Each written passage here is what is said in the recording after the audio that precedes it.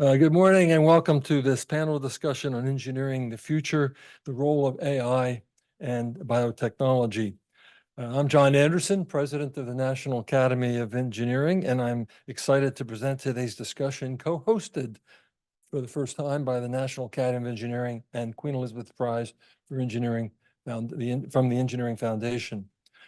Before we get into this, I'd like to make a few introductions. First, I'd like to introduce Lord John Brown, who's sitting here in front. He'll be making some comments at the end. Lord Brown was the CEO of BP for like 12 years, I believe about 12 years. He has been president of the Royal Academy of Engineering and many other posts, and he's head of the foundation, which gives out the annual Queen Elizabeth Prize in Engineering. I have the privilege of serving on the jury for that. This is a wonderful award. It's an international award highlighting engineering and its impact on society.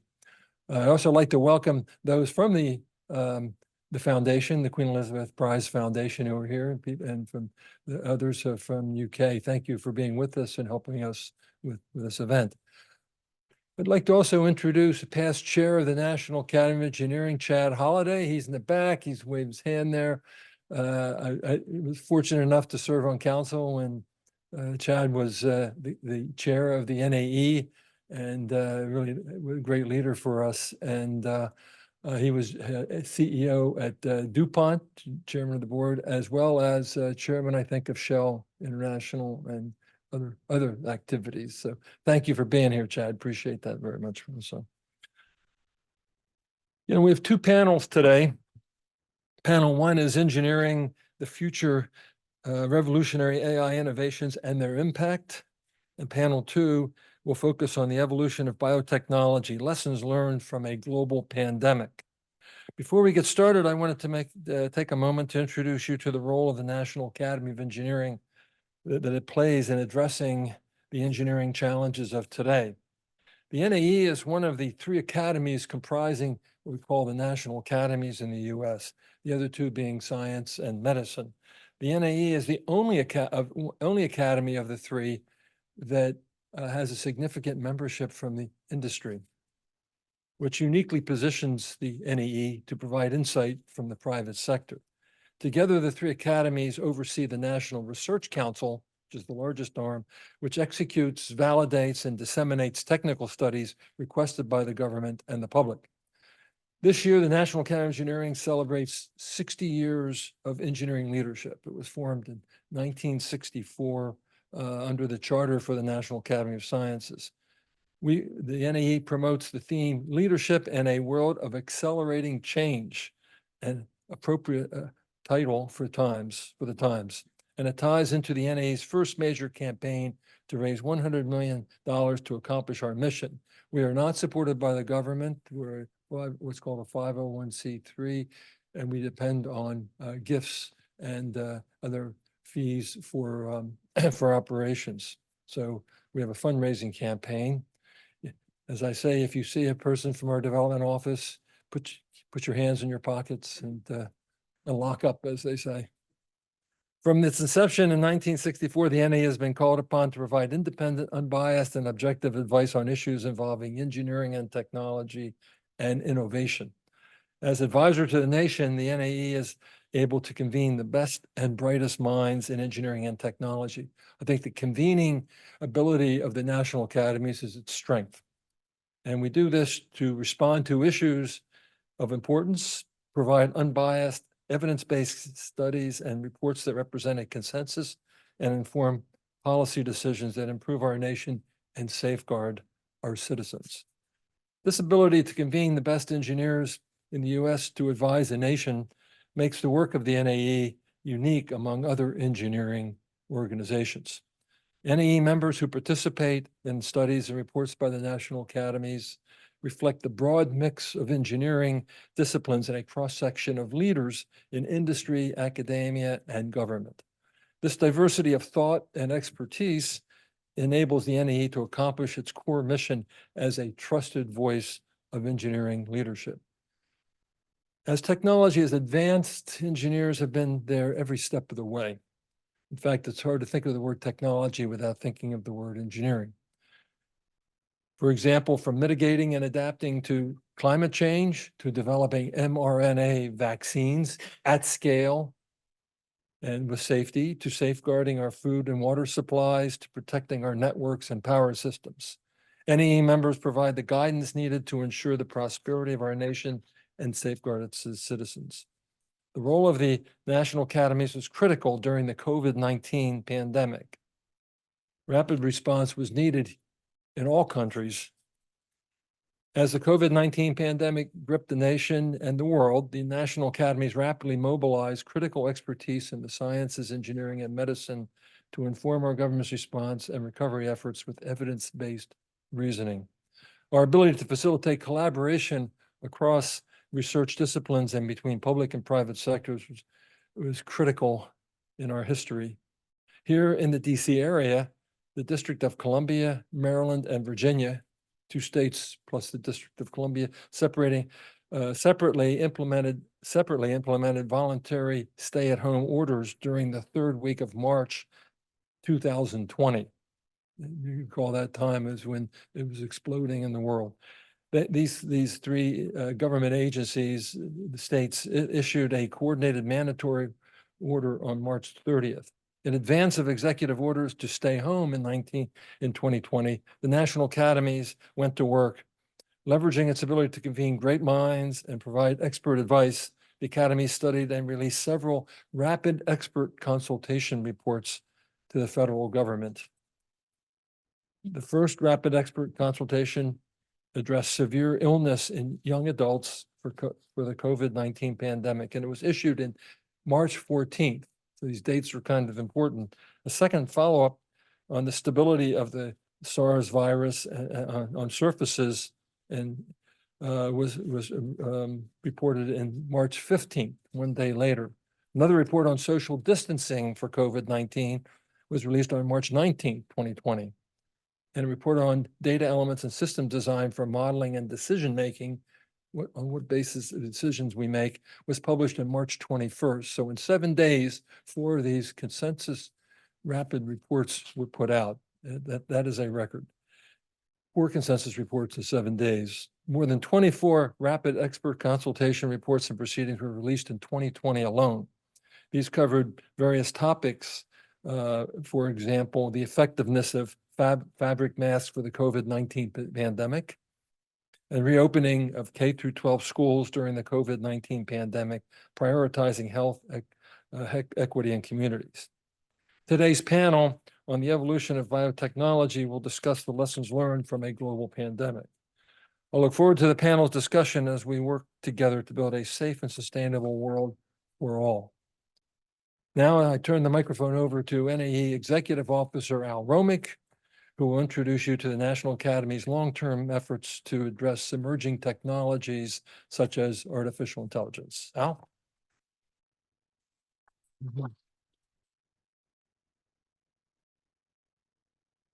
Thank you, John. It's a pleasure to be here for this informative discussion of engineering the future, the role of AI and biotech. They are important topics for the National Academy of Engineering, in fact, the academies writ large, and we've addressed this topic in the past and will continue to do so in the future, but I look anxiously towards the intersection today between AI and biotechnology. As John said, we are created as advisors to the nation during the darkest days of the American Civil War in 1863. And today we have 2,700 members between the US and abroad, all of which there to serve the world, quite frankly, and the nation in terms of solving the most difficult problems, and they're all obviously quite accomplished engineers. They provide the leadership and expertise for the variety of projects that span the portfolio of activities here at the Academy. Their breadth of knowledge and diverse perspectives reflect the vastness of engineering itself and range from aerospace to biomedical engineering, from electrical engineering to manufacturing and computer science. This diversity and expertise, thought and perspective enables us to tackle the greatest challenges that lie before us. They include climate, energy, food, health, security, as well as emerging innovations like AI. We identify issues and challenges, oftentimes at the request of the US government or a variety of foundations, and convene experts in person to meet, discuss, dissect, research, study, and report on those issues and challenges. Historically, the academies have issued hundreds of reports per year, typically in the order of 200 to 300, that touch so many parts of our lives. For example, we've done things like recommending the repairs to the Hubble telescope. In fact, every 10 years, we do a decadal survey that guides the investments that NASA makes in its deep space exploration. We set goals for decarbonization. We identified grand challenges of engineering and then worked with a series of global summits, in fact, partnered with the Royal Academy of Engineering, and to achieving the promise of a diverse workforce. Today, we stand at the precipice of a new change, a synthesis of old and new. But the core mission of the academies remains the same, and our convening power to accomplish our mission remains. But through the power of engineering, we can build on our history, meet the challenges of today, and secure our world for tomorrow. As John mentioned, our rapid response program capitalizes on the convening power of the NAE that's made these rapid responses possible. Engineering innovations enable our rapid response to be effective. Engineers create a better world by engineering the technology and tools needed to advance society. I think it's probably a good time to tell you that today's event is being webcast from the NAE website. It's also being recorded, so if you'd like to watch it again or recommend it to a friend, it should appear on our NAE YouTube channel by tomorrow. So thank you to all the engineers who make these technologies happen. As we transition into this morning's panel on the future of engineering, the role of AI in biotech, I'd like to give special thanks to our panelists, keynote speakers for joining us. We have a great discussion planned, so let's get started. Please join me in welcoming Keely Wicke, Director of Science and Technology Innovation Program at the Wilson Center. She will moderate our first panel on engineering the future revolutionary AI innovations and their impact. Kelly?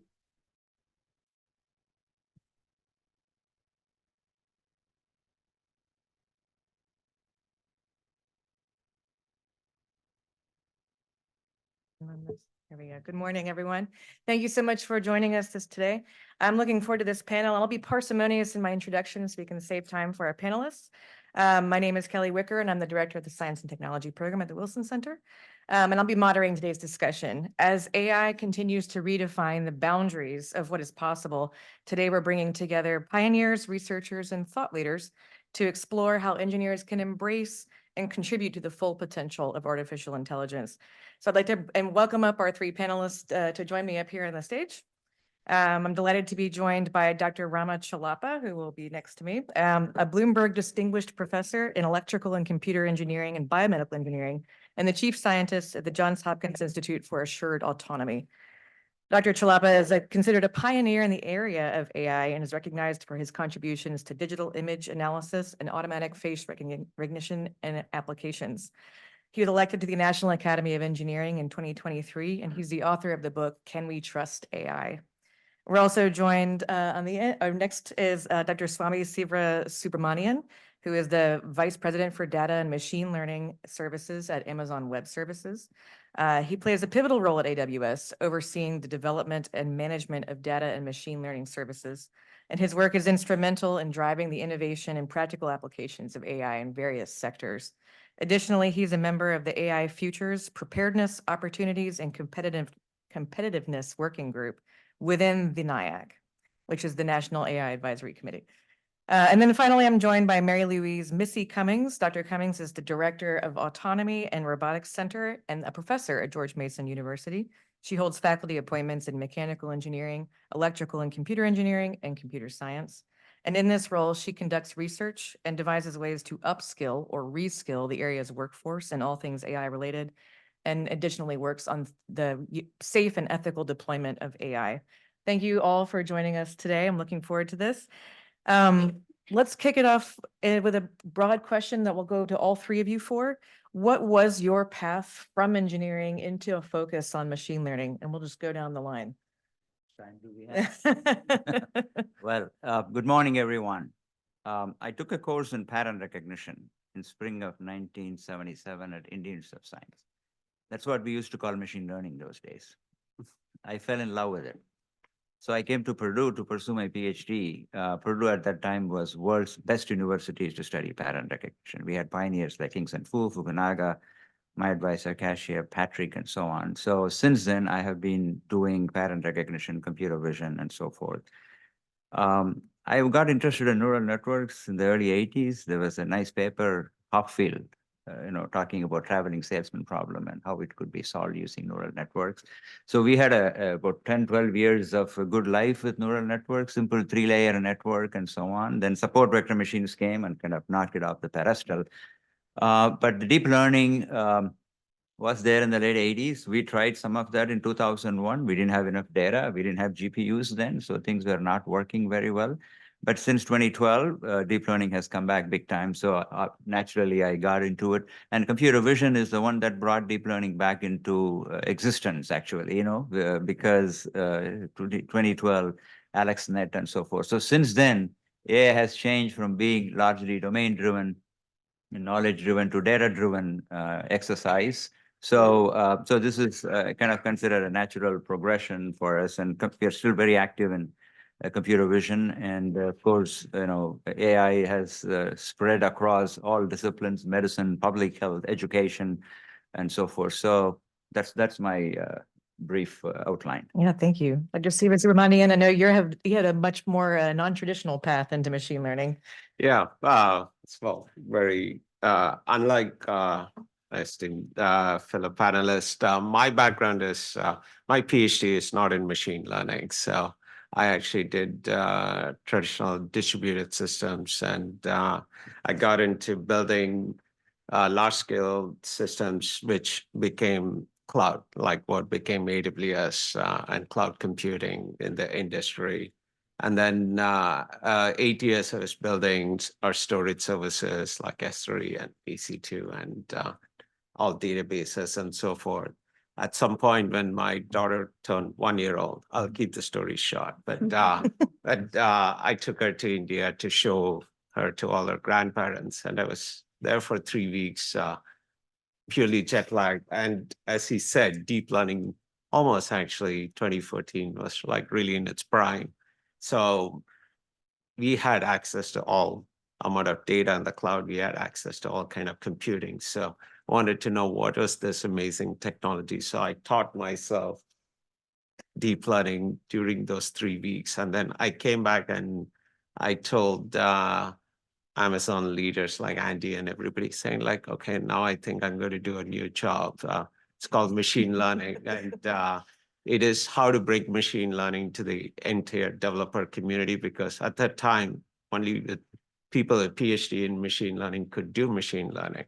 And I said, you got to actually reinvent the toolkit so that everybody could do it. So I kind of wrote my own job description, which became the strategy for AWS for machine learning. And since then, now we have hundreds of thousands of companies, large and small. You see all the major companies are running on AWS, from biotech companies like Pfizer to also all kinds of companies.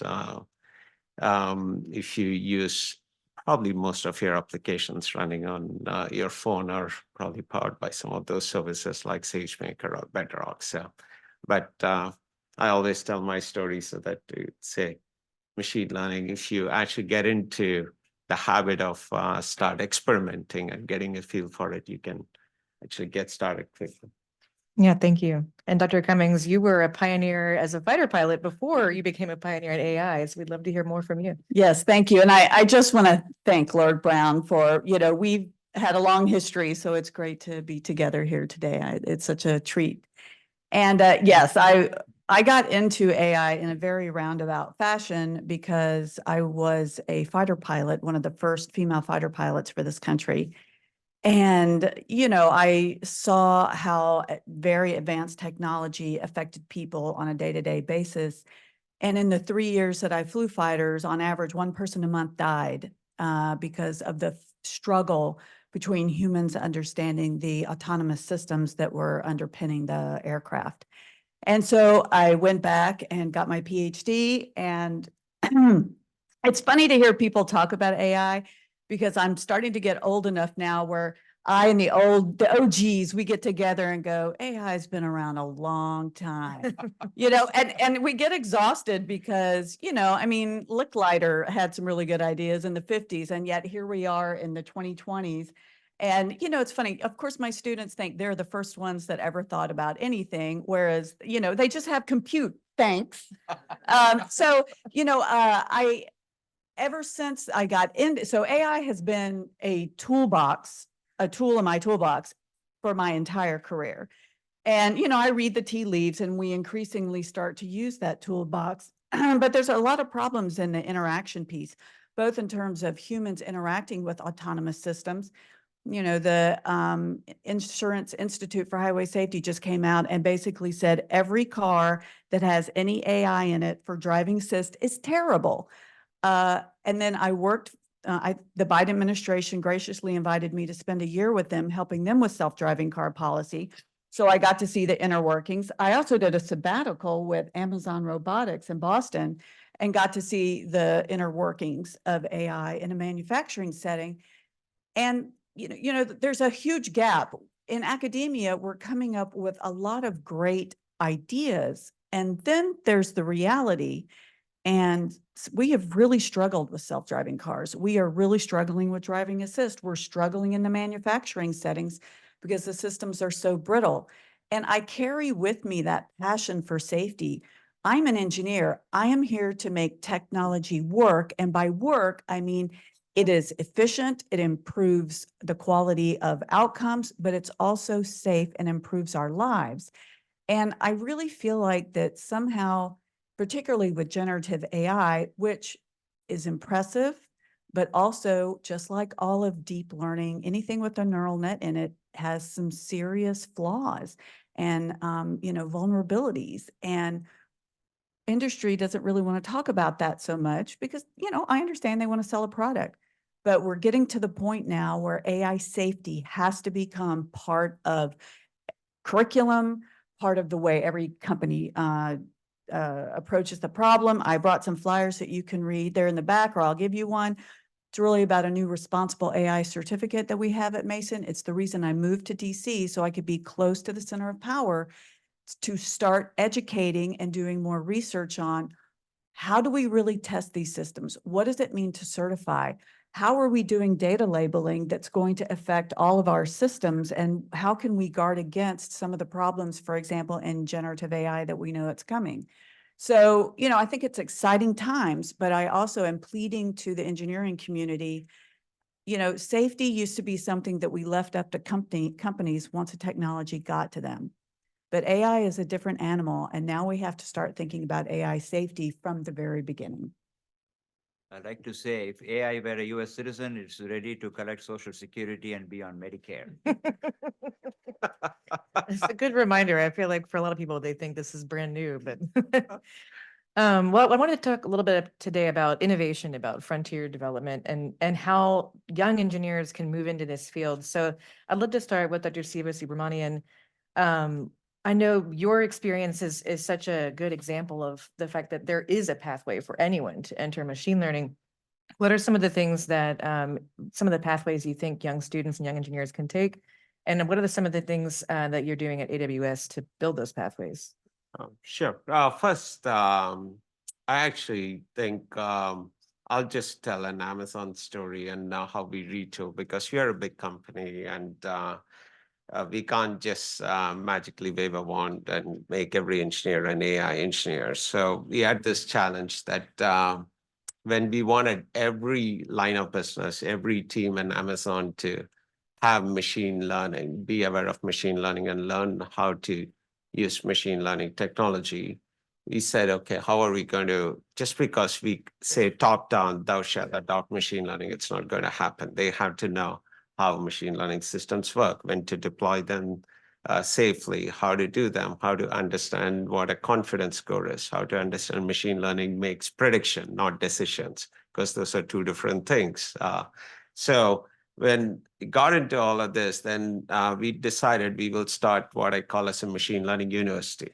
It's the academic in me, so that I ended up saying, we started it internally and we made it a mandatory course for all of Amazon engineers on taking it. Then, of course, the next thing I did, that essentially introduced machine learning for all engineers to start adopting.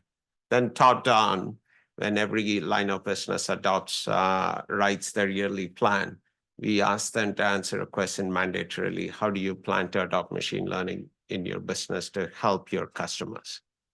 That is a mandatory question, and they can't skip that question. Otherwise, they kind of get to redo their homework. So, and this essentially had a really interesting effect. But then, given this success, we actually said, how do we externalize this machine learning?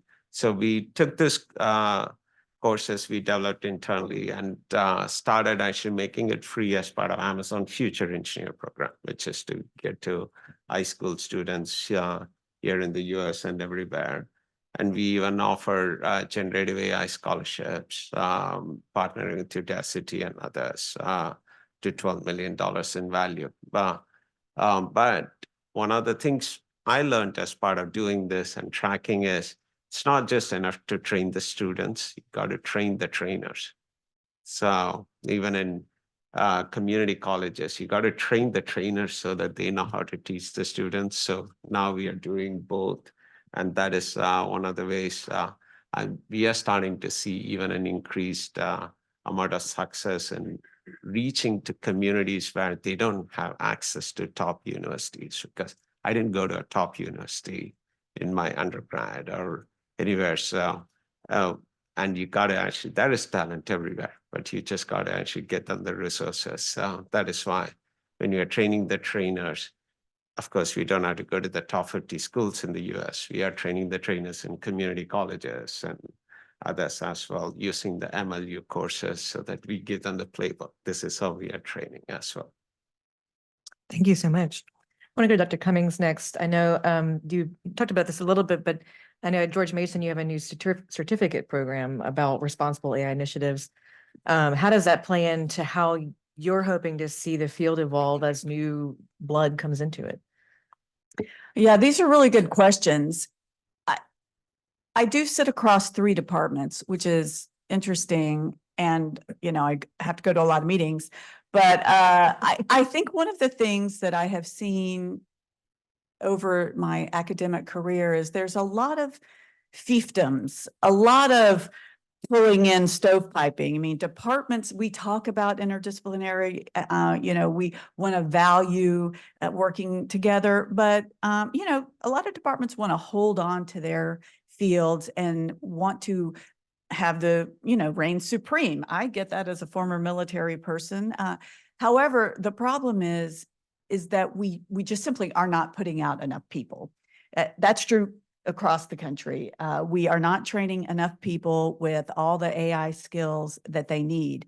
And so what is a force multiplier? Okay, we need to start branching out, going to other departments. And, you know, I have a lot of fights with computer scientists about, do you actually need to take linear algebra to understand AI? We're not talking about building it, but just to understand it so you can manage it. And so, you know, in the arm wrestling contest about whether or not you have to take linear algebra, I think that we lose sight of the fact that we need to globally scale. Not every person who touches AI for the Department of Defense, for example, or the Department of Transportation, or recently I was working with the Nuclear Regulatory Commission.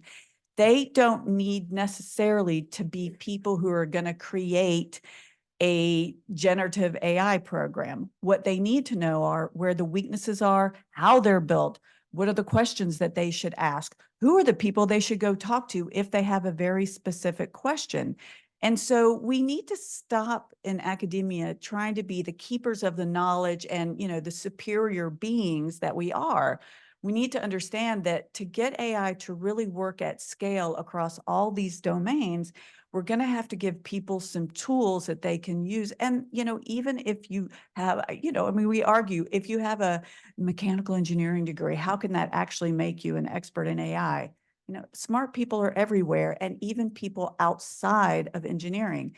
The #1 request we have for our responsible AI program is for non-technical degrees. And so we're going to try to start working on that. How can we create an AI class, basics of AI, without having to know a lot of math, so that, again, people can at least learn to ask the right questions. I give a lot of talks around the world, and, you know, I meet a lot of people. there's a lot of people out there that think they've read a couple of Wired magazine articles and they're experts in AI and they know AI. And we are getting to the point where there is so much misunderstanding about the basic capabilities of AI. It eventually is going to kill people. We could argue it's already starting to kill people and, you know, do all kinds of havoc in businesses. So I think we need to take it seriously that we've got to start beginning education programs that don't create the Jan LeCuns of the world, but create people who really understand what Jan LeCun is saying. I love this because this is actually my wheelhouse at Wilson Center. We've been training government staff in the basics of AI since 2018. And I get a lot of people who ask, well, I'm not in the government. Can I take that course? And I want to go to Dr. Chalapa on this question of pathways. But before we do that, right now, while the courses for the non-engineers don't exist, what should people be reading or doing to understand AI? Actually, Yeah, it's fine. I think AI is getting broader and broader, right? I mean, when a technology develops, you can go deeper or broader. I think AI is going to do both. Deeper in the sense, I want a perfectly safe Tesla, which would never even hit a little pothole. Well, that's going to be a lot expensive. But AI will go broad. But unlike my distinguished panelist, Professor Cummings, I've always been in the interdisciplinary world at USC, at University of Maryland, and Hopkins. And Hopkins, the magic is interdisciplinary because we have very strong medical schools, very strong public health, and national security, defense, and APL. You just have to be interdisciplinary at Hopkins. That is our basic, genetics. So now that's why AI has a very broad reach at Hopkins. Every other week, I get inquiries from doctors and physicians who have access to various kinds of data. What can they do? And, right from spinal injury modeling all the way up to autism detection in young children to cancer, pathology, it's just going to be very broad. So when the doctors come to me, how much AI should they know? Well, I have one of my PhD students and they have one of their researchers. So we work together and we make sure the right amount of AI gets transferred. We do need some experts in AI in my PhD program because we have to develop new methods, right? The trustworthy was mentioned here. That's very important. And we have many ongoing research programs for DARPA and IARPA, et cetera, on deepfake issues and protecting against adversarial attacks and talking about bias. It becomes very important in medicine and in face recognition, other applications. So AI can be learned at different levels. You need some real, top PhD students pushing the new frontiers in terms of providing guardrails, performance predictions, and et cetera, et cetera. We also should have people who are able to take a TensorFlow algorithm and run it through data, but understand that they are working with data which is not pure, and so what are the consequences for it? Because in medicine, it becomes very important. Trustworthy is extremely important, right? Mm. So, AI is an interesting field that way.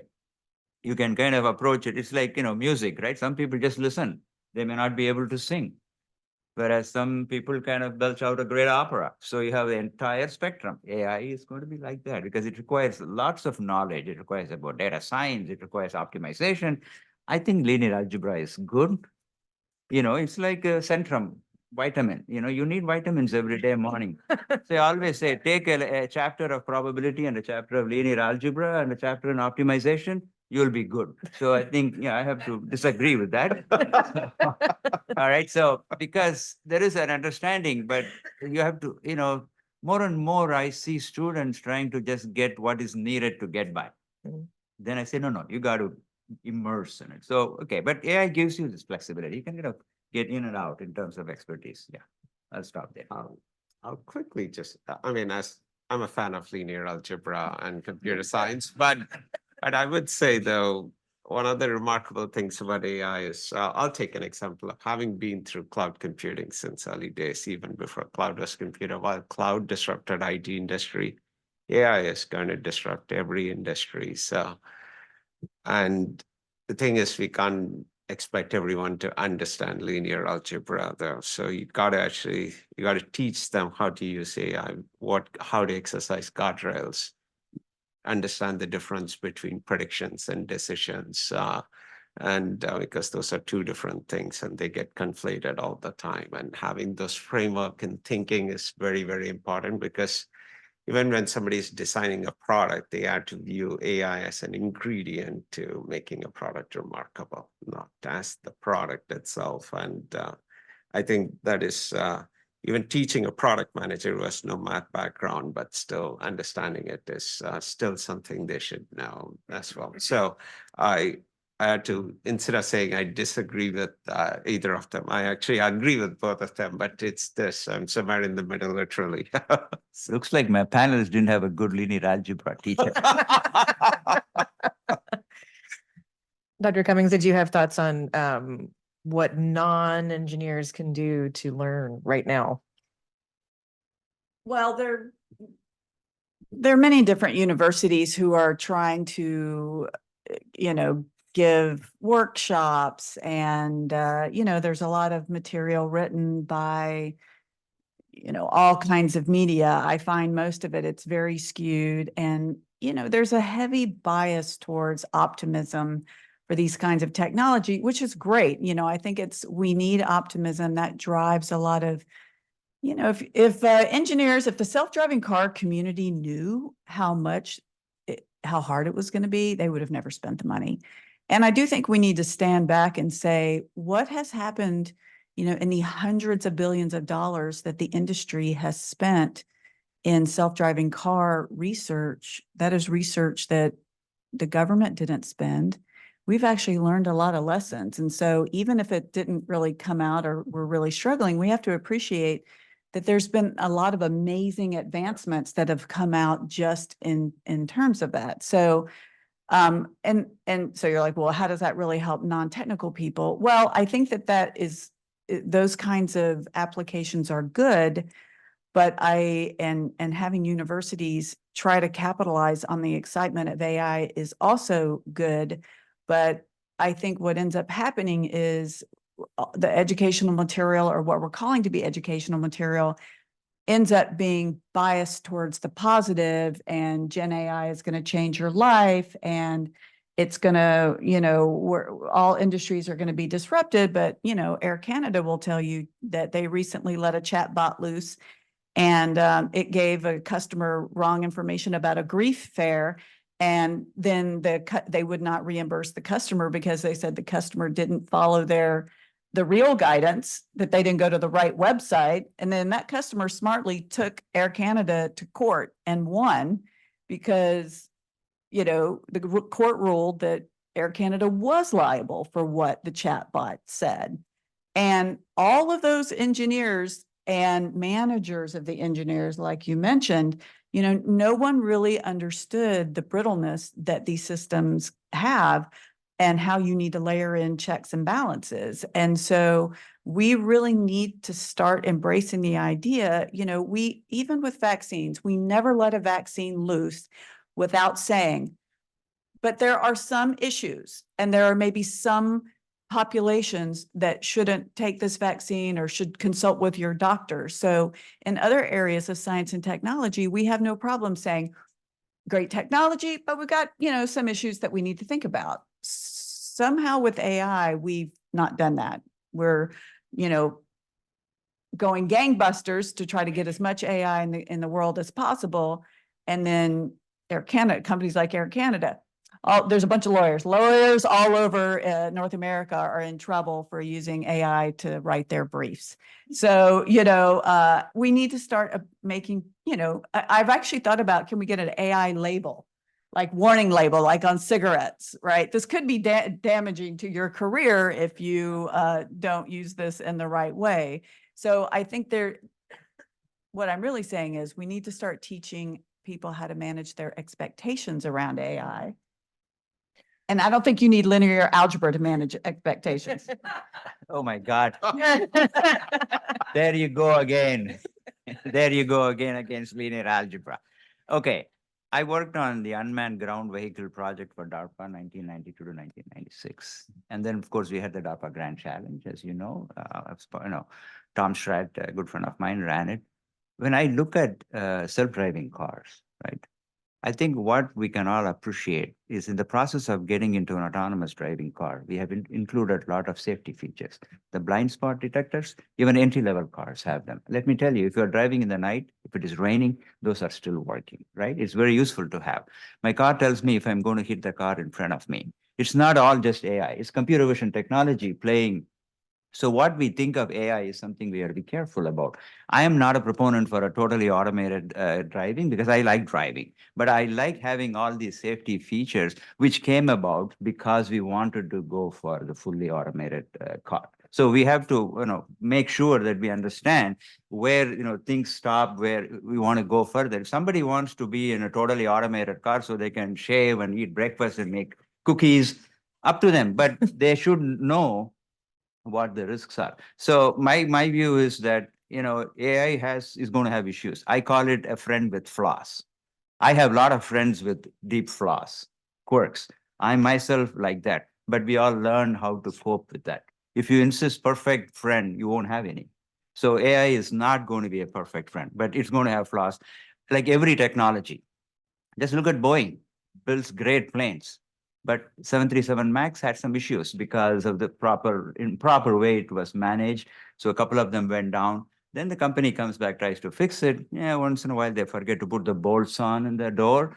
But it can all be fixed, right? But like every technology, AI will have its issues. We have to monitor it. We have to make sure, but it is going to have a broad application. It's going to lift the level of interpretation we can do for data and so on. So I say go for it. Well, on that note, we actually have run out of our time today. So I appreciate and ending on a note of caution from Dr. Cummings and a note of optimism from Dr. Chalapa. We'll give, In between. I was going to say, Dr. Sivas, reminding, do you want to give us 2 sentences? What's the future of AI in your mind?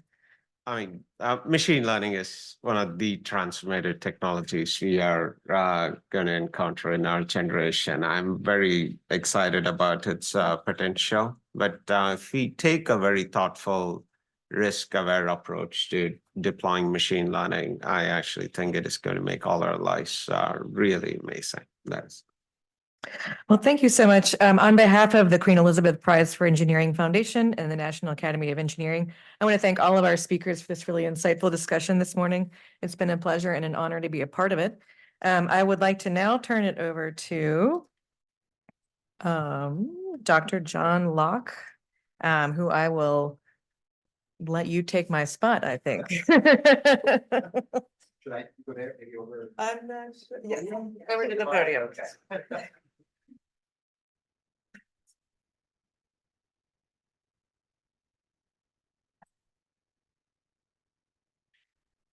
Well, thank you so much. And really enjoyed that panel. Always a great discussion to have a spirited exchange between close colleagues. So my name is John Locke. I'm Dean of the School of Engineering and Applied Science at the George Washington University. Thank you so much for inviting me to speak with you all this morning. It's truly an honor to be here with so many impressive colleagues. So when I was contacted about speaking today, I asked the team the same question I always ask when I'm invited to speak somewhere: why me? Then the answer to which helps give me an idea of what I might speak about. But in this case, I was prepared for the why me answer to be that I'm the engineering dean whose office is closest to the National Academy's building, which is true. I'm just 4 blocks north of here. But even if that was the real reason, the team was kind and talked about the interesting background I have. And I'll admit, for an engineering dean and a longtime engineering faculty member, I know that I have a downright unusual background. So to explain, my PhD is in electrical engineering, and I've been a faculty member in electrical and computer engineering departments for the last 24 years, including 19 at the University of Virginia and the last 5 as Dean of Engineering at the George Washington University. I've published almost exclusively in technical venues, and my research funding has mostly come from NSF, NIH, DARPA, and other agencies that support deep technical work. But my interesting background is my undergraduate degree in a program called Science, Technology, and Society. The program is what it sounds like. It studies science and technology in a societal context and it studies society in a science and technology context. And some of my favorite classes were ethics and technology, gender and technology, technology and economic change. But the mantra of the program, which still rings in my head almost daily when I see the potential for technological progress. Progress towards what and for whom? This was actually more than the program's mantra, it was the program's ethos. Given any notion of technological innovation or progress, we had to answer that question. Progress towards what and for whom?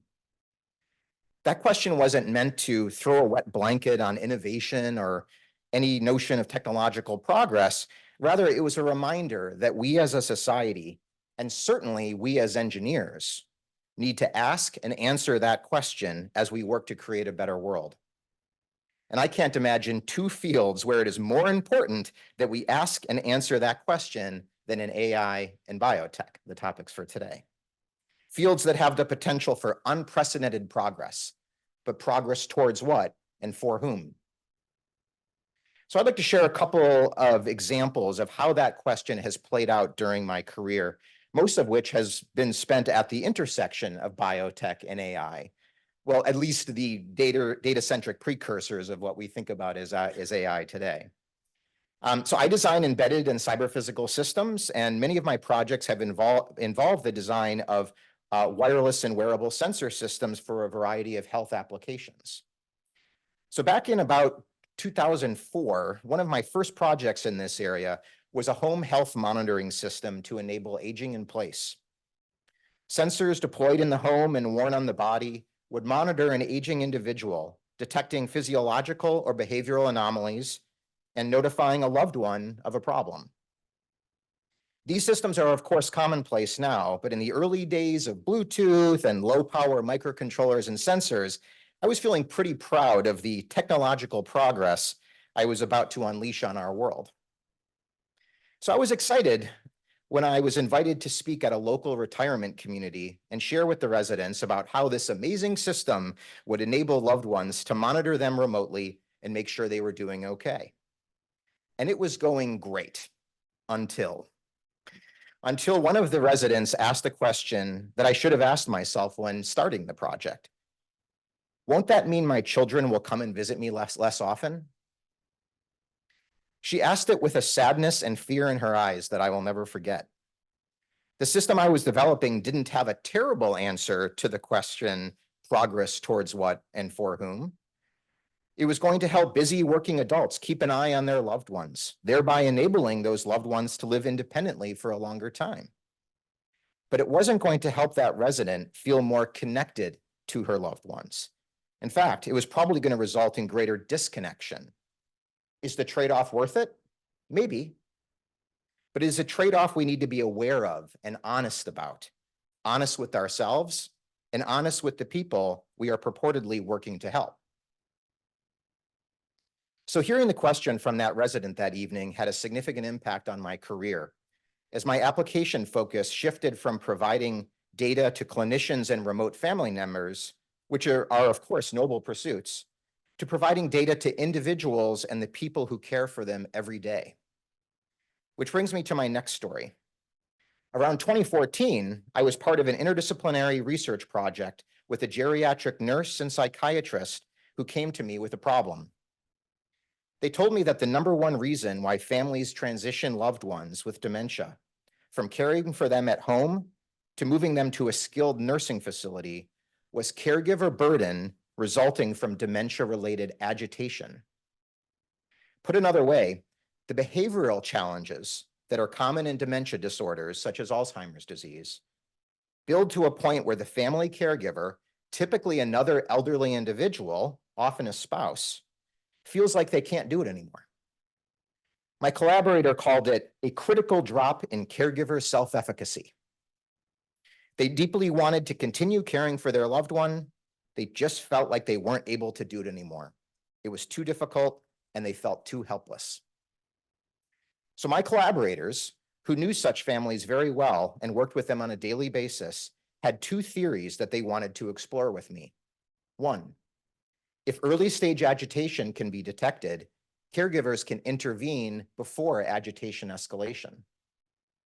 2, if there are environmental or contextual conditions that have a causal relationship with agitation, caregivers can alter those conditions before agitation even begins. Their hope was that the kind of system I developed would enable the exploration of those theories.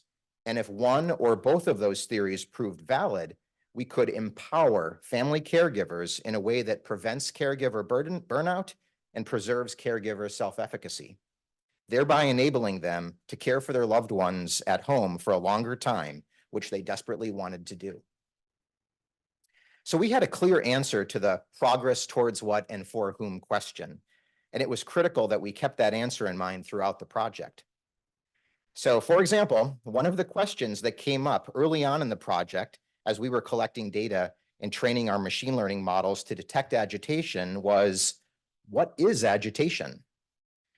We talked a long time about the Cohen-Mansfield agitation inventory, all of the ways that clinicians assess agitation, what sensing modalities were going to be most relevant, how agitation presents differently in different individuals.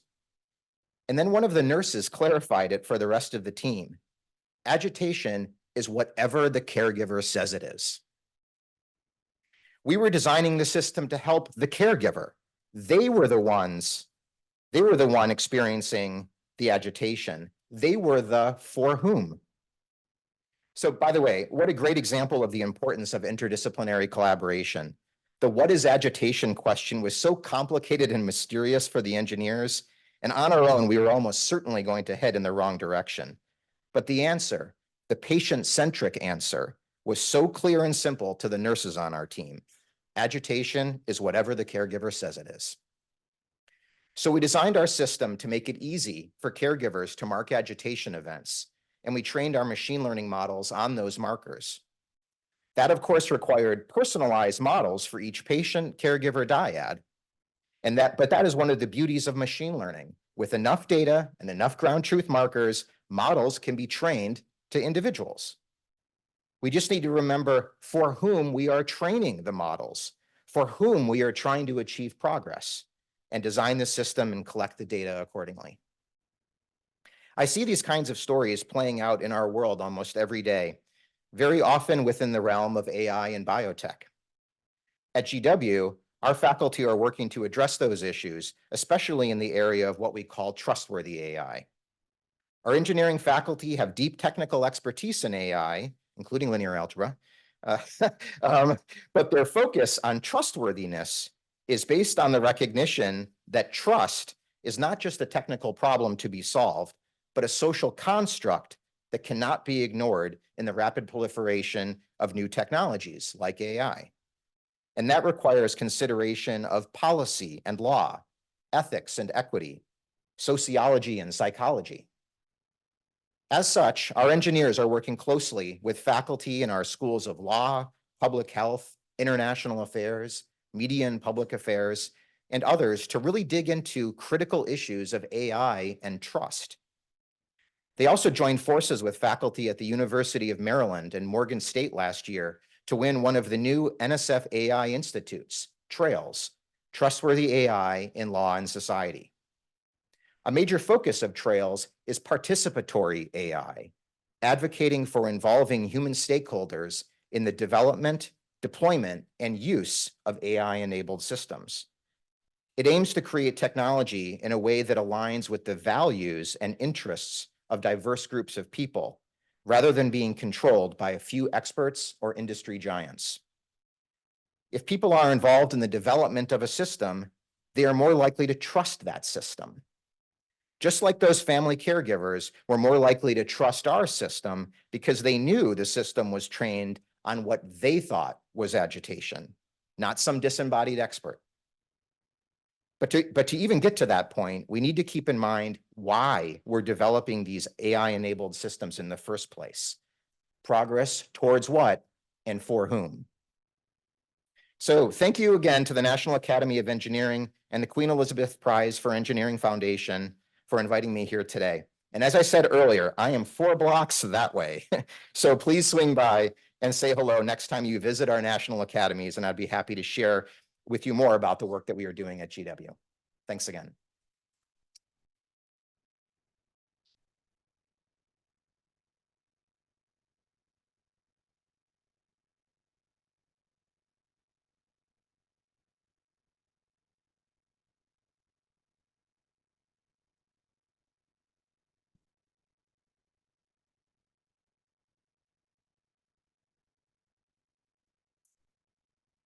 Hello, everyone, and welcome to the second panel discussion today, the evolution of biotechnology lessons learned from a global pandemic. I'm Victoria Jaggard. I am the Deputy Health and Science Editor at The Washington Post, and I will be moderating today's panel discussion. As you're probably well aware, today's session takes place a day after the 4th anniversary of the US declaring the COVID-19 emergency. Our esteemed panelists all played a vital role in engineering solutions to address the COVID-19 pandemic. And today we'll look back on ways that the engineering community rallied to solve challenges stemming from the pandemic, learning lessons in the process, and how engineers can be at the forefront of preparing for future pandemics and similar health crises. To kick off the conversation, I'd like to invite up our panelists. I'm delighted, first off, to be joined by Dr. Bruce Tromberg. Hello, Bruce. Bruce is Director of the National Institute of Biomedical Imaging and Bioengineering at the National Institutes of Health. In his role, Dr. Tromberg oversees a portfolio of research programs focused on developing, translating, and commercializing engineering, physical science, and computational technologies in biology and medicine. In addition, he leads NIBIB's Rapid Acceleration of Diagnostics, also known as the RADx Tech Program, a $1.7 billion initiative to increase SARS-CoV-2 testing capacity and performance. He is a member of the 2024 class of the National Academy of Engineering. Thank you for joining us, Bruce. I'll also be joined today by Dr. Gary Disbrow, the Deputy Assistant Secretary and Director of the Biomedical Advanced Research and Development Authority, or BARDA, at the U.S. Department of Health and Human Services. Dr. Disbrow joined BARDA in 2007 and has held a variety of positions related to the advanced development and procurement of medical countermeasures against an array of threats to national security and public health. His work at BARDA led to the first licensed Ebola vaccine in December 2019 and pivotal advancements in the smallpox vaccine program. Thank you for joining us, Dr. Disbrow. And finally, we're joined by Mr. Adil Alawi, Director of Health Information Technology and Operations and Head of the Innovation Center for Biomedical Informatics at Georgetown University.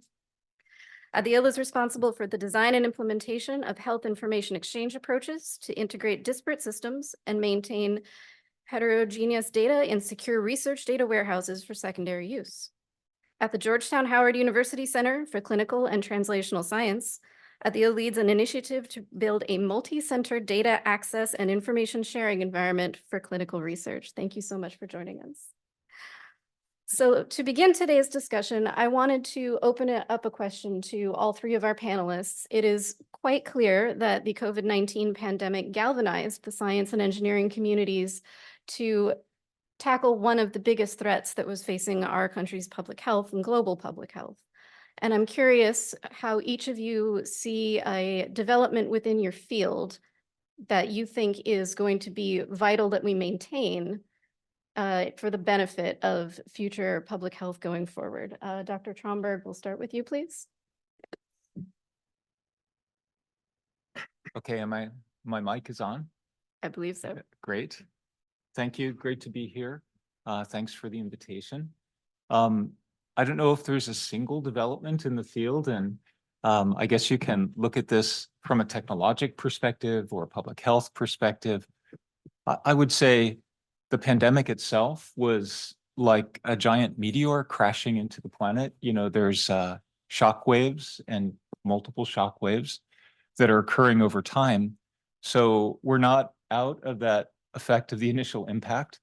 We're still experiencing those shock waves, and I think they're driving the need for the continued development of many of the technologies that were pushed to the limit of deliverability in that time frame that they were most needed. But there's enormous potential for them to grow and expand. So just kind of in a nutshell, in February of 2022, we distributed 1 billion home tests to the American population. And over the course of 2022, there were about 2.5 billion. Prior to that, pregnancy tests with 8 million a year were the most widely distributed and used rapid test in people's homes. So this has really created an entire shift, a cultural shift, a technologic shift, an expectation shift that people can get testing technologies that can help with precision medicine. So personalized precision medicine in people's homes. And so I think that this is a major, major impact of the pandemic and the technologies that were developed for that. We don't have to limit ourselves to COVID. There's quite a lot of activity in infectious disease, in chronic disease, in wearable devices. You may have noted that Dexcom just received an over-the-counter authorization from the FDA for continuous glucose monitor. A major challenge is to look at biology on the timescale of biology. Most of what we do with sensing and imaging are static snapshots that are taking place over large time intervals. So it's hard for us to extrapolate from that the core underlying processes that we need to know about in order to optimize outcomes for human health.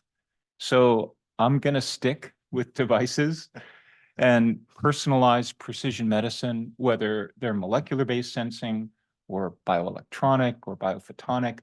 Those types of approaches are transformational, and we'll see considerable investment and growth over time, and people want them in their homes. Yes, we do. Thank you. Dr. Disbrow. Thanks, and I really appreciate the invitation to be here and the ability to speak with my fellow panelists.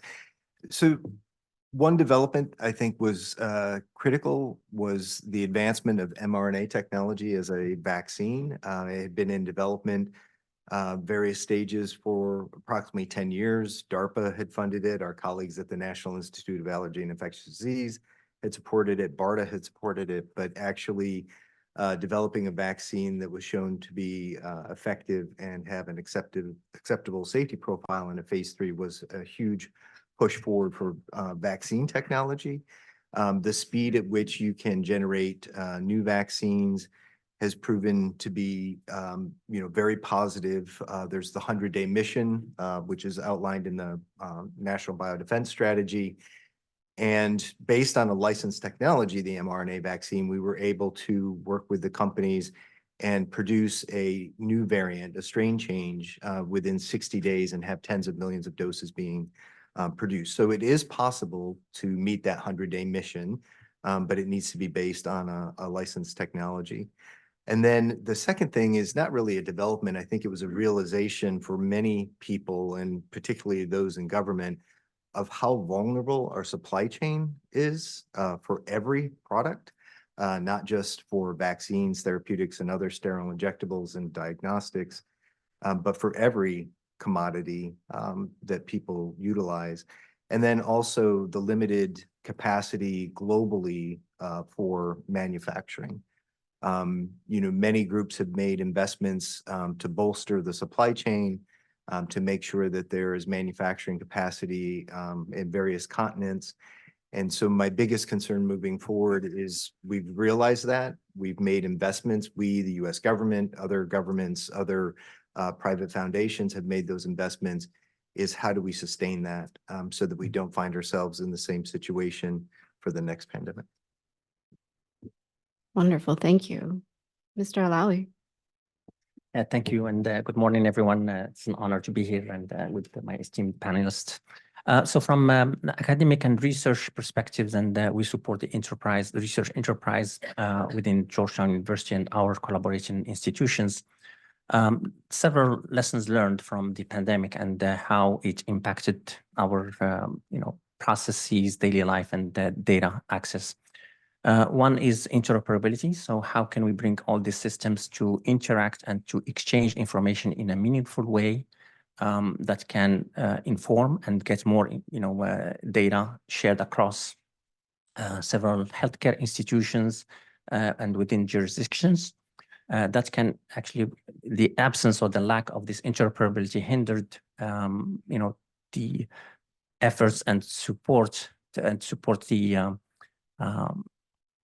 response and pandemic tracking and so on. That's one. Second is investment in large or modern cloud computing environment and systems. So many agencies and healthcare organizations were challenged, and with the not adequate systems to support real-time health information exchange. And of course, this was across the globe, so it's not only specific to US or the country. But we saw like a big lack in multiple systems supporting this health information exchange and the data sharing. Third is governance, like data governance. So this pandemic caught everyone off guard, and no one was prepared to start sharing large data sets and large data information in real time. So having this governance framework can maintain trust in public trust in the institutions, and also ensure a responsible use of data. And this is, very sensitive healthcare data. This is needs all controls for privacy, security, and integrity.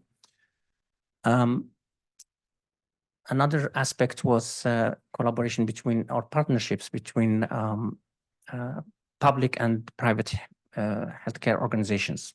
How can we make sure we can share information and enable this data exchange to inform policy making and to inform response in an efficient and effective way. Real-time access to data. So the old way of periodic data, loading or uploading or downloading was not enough to timely response to this pandemic.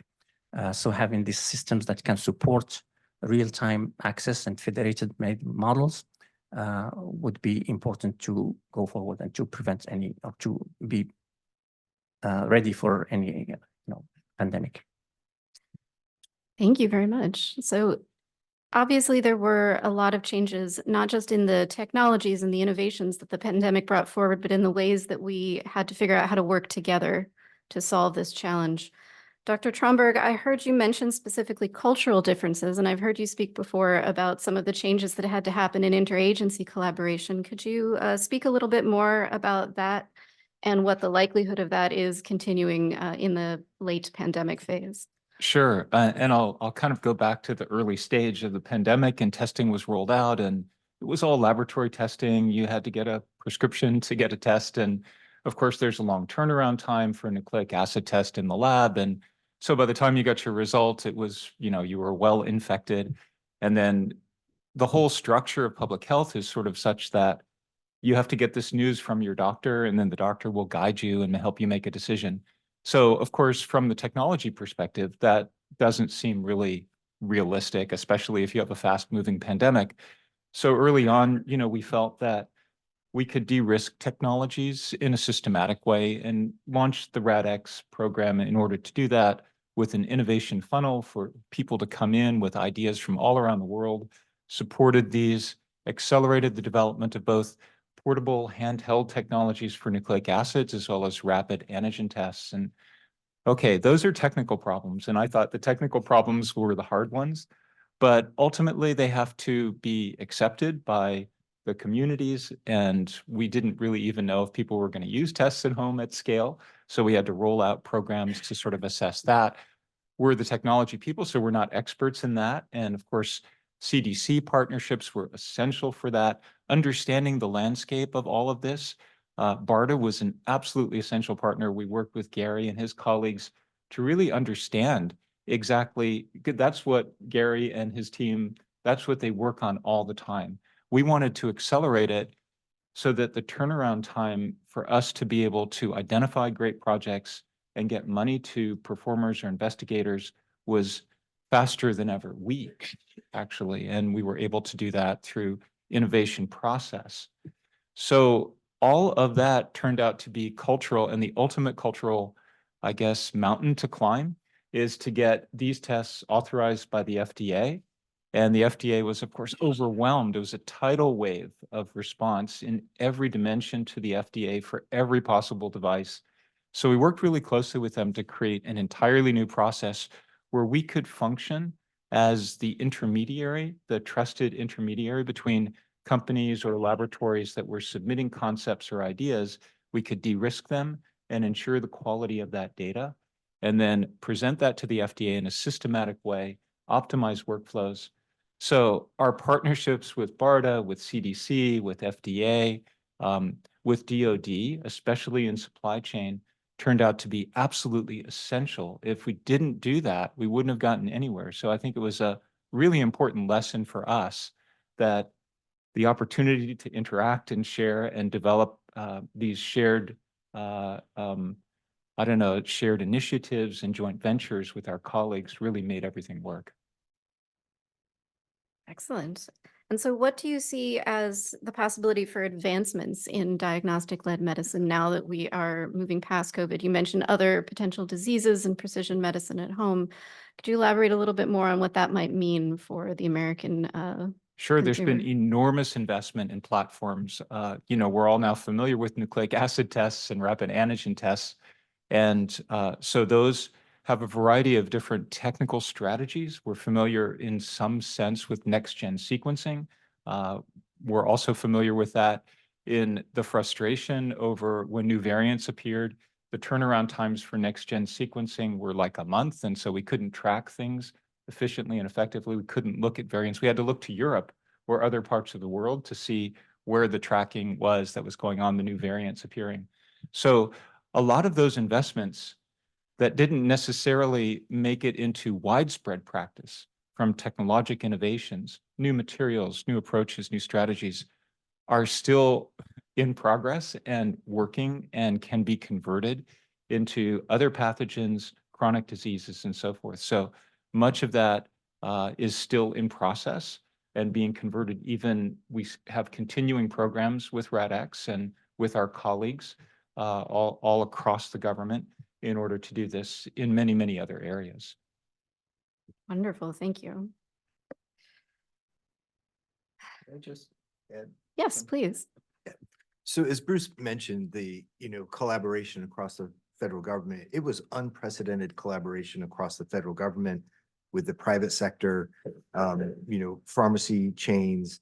It was brought together under what everybody knows as Operation Warp Speed. Operation Warp Speed were federal employees, federal agencies, with the exception of Monsef Salawi, who was brought in as a special federal employee, working together under a unified structure. And it was, more than just the federal government, it was the private sector. So everybody knows that their vaccine was available at their local pharmacy channel. But to get that vaccine there, we had to work with UPS and FedEx. And, at the beginning of the outbreak, when the vaccines were first being manufactured and ready for distribution in January, it was daily calls with all of them, making sure that the logistics were available. And the companies never said no. I mean, these are, normal American citizens working for these companies, and everybody was just devoted to the mission, inclusive of, the needle and syringe companies and all the manufacturers and all of the companies that support those manufacturers, raw materials, disposable units, plastics, gloves, PPEs. It was just an incredible effort and collaboration that I have never seen in my 18 years of government work. But it was just a free flow of information sharing, and nobody felt, well, it's a government contract, and the bureaucracy that is the US government. It was just a free sharing of information to make sure that we could all move things forward and make sure that, vaccines and therapeutics were available for anybody who wanted them. But it was just an incredible collaboration, not just in the federal government, but across the private sector as well. Well, to follow up on that, Dr. Disbrow, how do you feel that we will be able to maintain that level of collaboration and openness now that we're moving out of the crisis phase? I think it will be maintained within the federal government. Had never worked with Bruce and his team before. And it's been a fantastic collaboration. So I see that being maintained. We worked with individuals from Department of Defense agencies that we had never worked with before, have formed some really good friendships and bonds, and we have similar interest in missions. So I see that continuing. It's always interesting, the federal government and our private sector partners. BARDA does a very good job. We have our Tech Watch program. Our mission is formed or is based on public-private partnerships with industry. However, those are under government contracts, so there's always a little bit of hesitancy for the companies to, want to share information as freely as they did during the pandemic. But I would say within the government and with our academic partners, I see that continuing because very strong relationships were built during the pandemic, and we will hopefully maintain those with the private sector partners moving forward. If I could just add just one observation on top of that, we've created permanent structures. So we're in regular meeting groups that are continuing to talk about the same topics, and both from a pandemic preparedness point of view, but as we see other emergent pathogens like Mpox clade 1, for example, we are very much integrated and coordinated and working with our partners in academia. In our technical agency, NIBIB, we've gone to different funding models through partnerships with other agencies within the government and within NIH and private foundations to support projects in maternal health and fetal monitoring technologies, in Hep C, which can be cured if you can diagnose it on the spot and treat it on the spot. So there are many opportunities like this. We've continued the infrastructure and are seeking partnerships, just like all of us in engineering do. We like enabling technologies and then try to partner with our colleagues to bring them out to bear on society to really optimize their impact. So we're just doing that as a federal agency. And given the fact that this is an election year and it's going to be quite the divisive election year, are there any concerns that any of this groundwork is going to be in any way compromised depending on the incoming administration? Or is this pretty set at this point? And I might direct this at Dr. Disbrow. First, I'm not a political appointee. I'm a federal employee. And the work was done by federal employees, and so we work across administrations. And so I see that collaboration continuing, whether it's the current administration or a new administration. At our level, it's really focused on the interactions and making sure that we get the mission done. Now, we might get different policy directives from different administrations, but it's to work together to make sure that the U.S. government is doing everything that we can to improve the health of Americans. Thank you. Mr. Alawi, you talked about the importance of data-driven healthcare and the understanding that we needed to do more to help bolster our data systems. Can you speak a little bit more about the importance of data sharing and standardization across agencies and across governments? Sure. Data-driven healthcare is concerned with the acquisition, analysis, integration, interoperable systems that can share data across multiple domains and in heterogeneous data sources that include, from molecular to all the way to population health. And having that capability and access to these data in a holistic way can improve health outcomes. So we have many practices that now rely on molecular diagnostics for patients, so especially for cancer.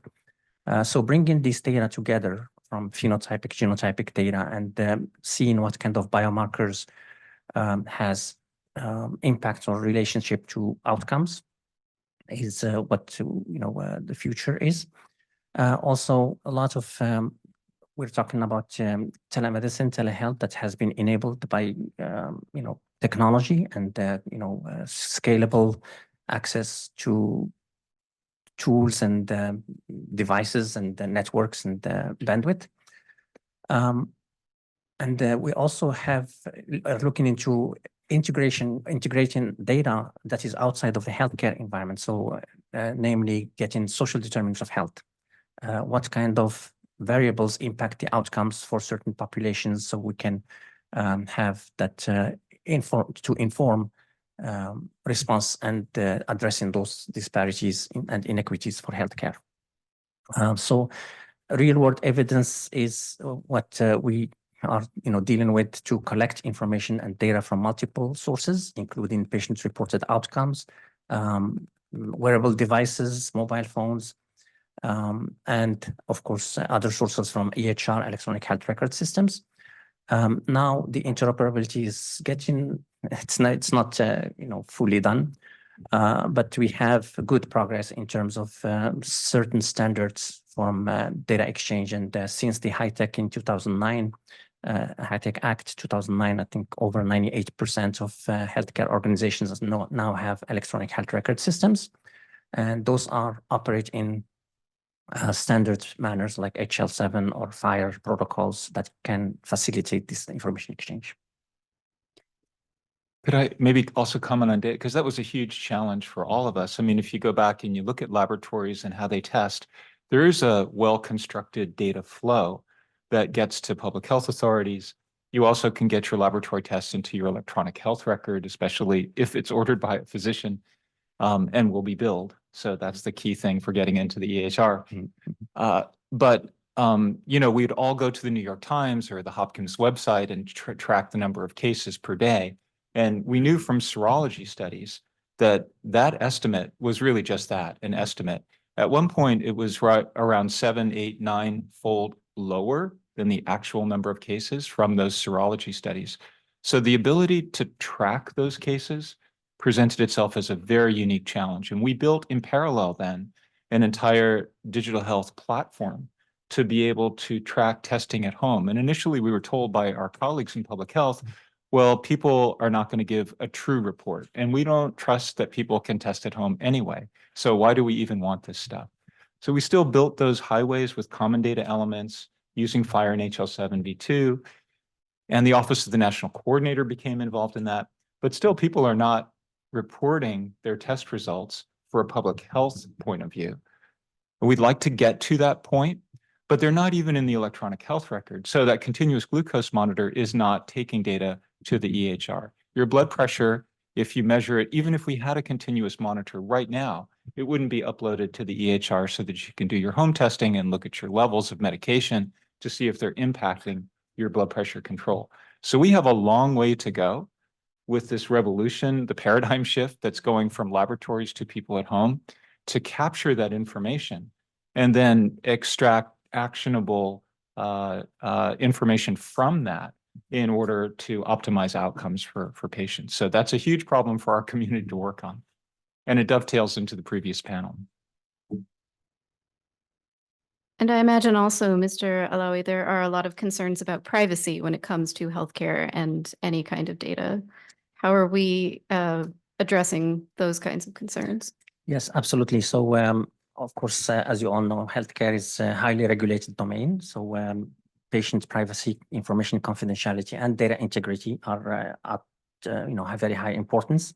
So I mentioned earlier the importance of data governance that includes not only privacy and information security, but also the stewardship, the ownership of the data, what kind of use is permitted for this data, secondary use or responsible use that has to be well documented and agreed on. So there are many tools or controls that can be implemented, administrative and technical.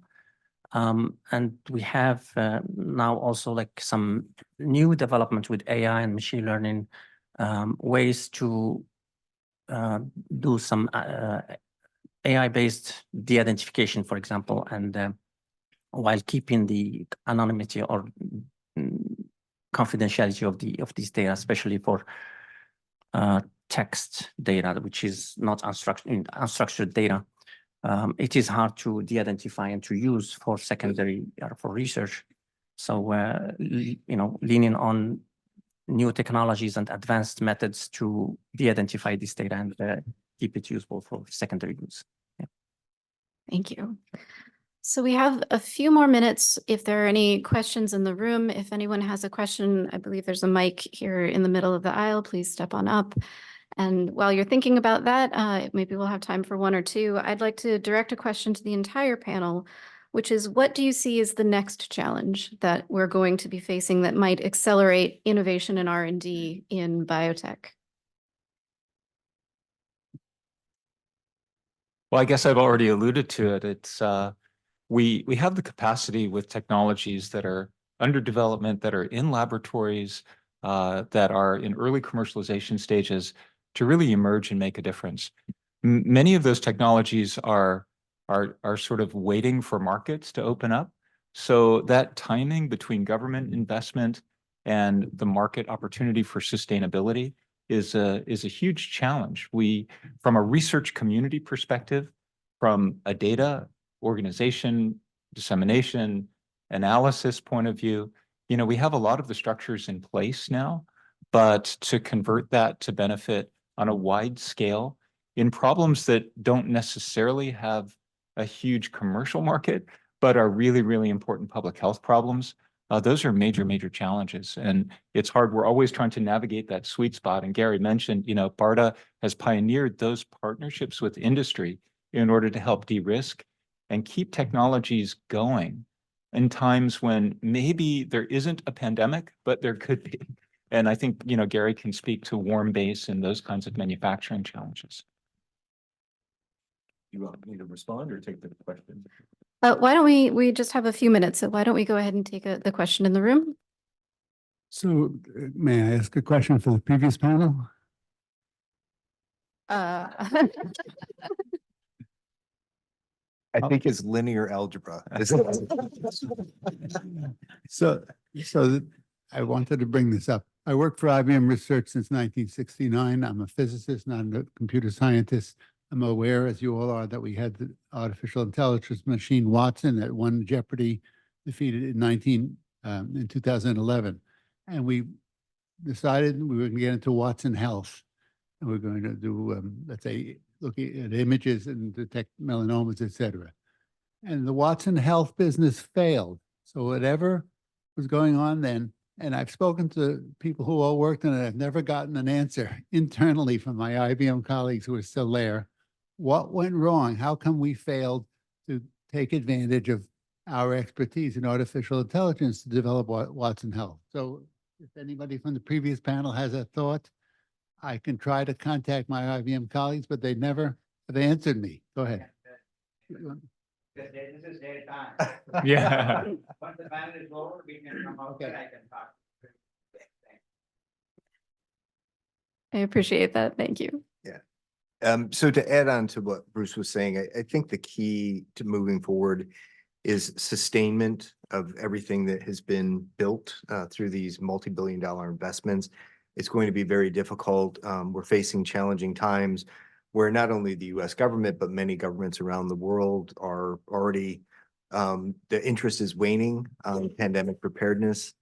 You know, it's seen to be in the rearview mirror. And as Bruce said, bringing those innovative technologies forward, you know, not only the RADx program, but we have our Blue Knight program, which is a partnership with Johnson & Johnson, J-Labs, the CarbX program for antimicrobials, as well as our Division of Research Innovations, where we can partner with a venture capital firm, Global Health Investment Corporation, and, you know, helping them along, because many of these are very small companies and they understand their technology, but they don't know how to develop a product for commercialization. And that's what Bruce's team does. It's what our team at BARDA does, is really help them understand and stay on critical path for product development and not get distracted by interesting scientific experiments that, you know, if you get a bad result, could really impact your ability to develop that product commercially, and then trying to find the right size for that commercial market. Because as Bruce mentioned, many of these things are important for public health, but there may not be a very large market for it. Thank you. And just to punctuate that, I think I'll take you back to 2021 when Abbott had their Binax diagnostic, and it was the most popular diagnostic, was just doing extremely well. And then there was a lull in the pandemic, cases dropped. And so they took inventory that was costing money to hold on the shelf and they destroyed it and they laid people off. And then, of course, the virus came back and we needed all that inventory and we needed to ramp up manufacturing and they were behind.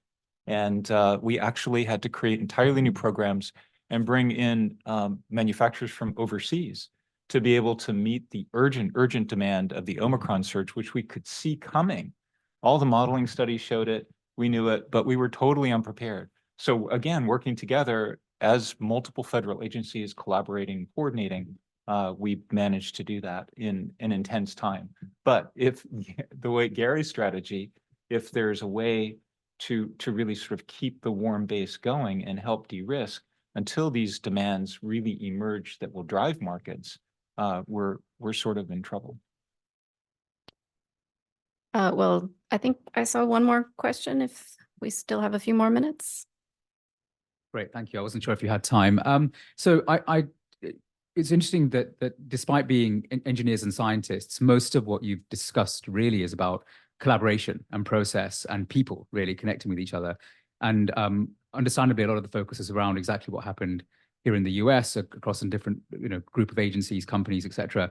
I just wondered if you had any comments on the international aspect of that collaboration, whether there were connections made and to some of the other points you've made, how can we make sure those remain? Because when these sorts of things happen, they happen to everyone across the world. And that dimension, I think, is quite important too. So I'll start. I appreciate the question. And there was a huge international collaboration. And I mentioned manufacturing in one of my opening comments, and that's global manufacturing. That's just not US-based manufacturing, because we were manufacturing vaccines and therapeutics global scale. And to make sure, as I mentioned earlier, that whatever is established in different countries is sustainable. There was also a lot of collaboration on the sharing of information on how effective vaccines were at new variants that were popping up. Most of the information that we garnered was from Israel and the UK, groups that have socialized medicine, and I'm not advocating for private or socialized, I'm just stating a fact that they were able to collect data very quickly and determine if the vaccine, the current vaccine strain, was still effective against emerging variants. So supply chain, there were incredible collaborations that are occurring. They're still ongoing. They're trying to set up a hub and spoke model in Africa for manufacturing. We're working with WHO, with CEPI, with HERA, with other groups. Biotech is actually establishing a facility in Africa.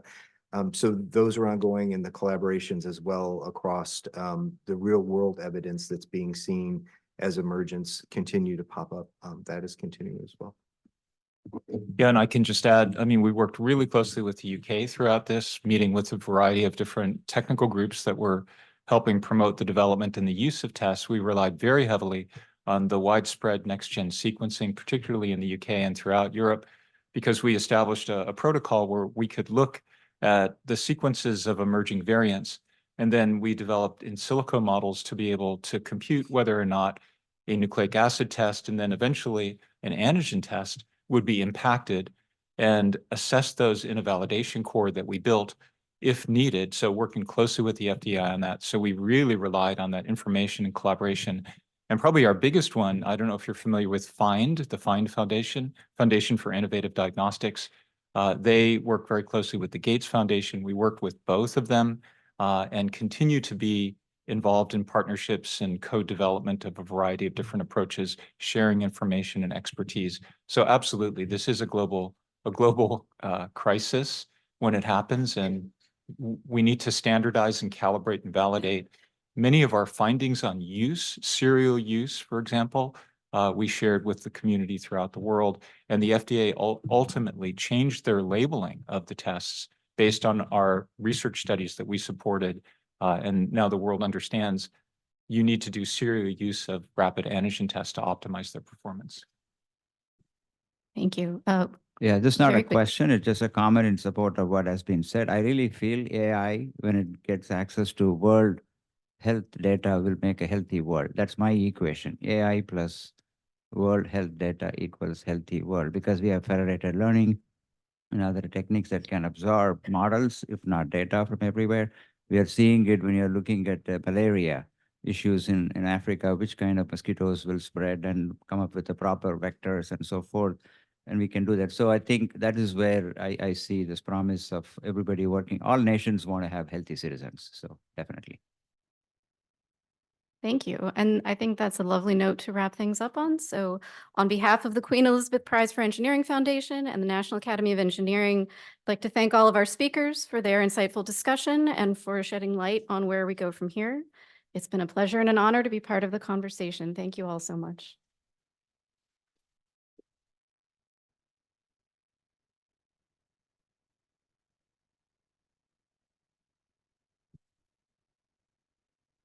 And now I would like to introduce you to the next session, which will be a rapid round led by Lord Brown of Mattingly, who will be joined by Saul Klein and Saranga Chandratilaka.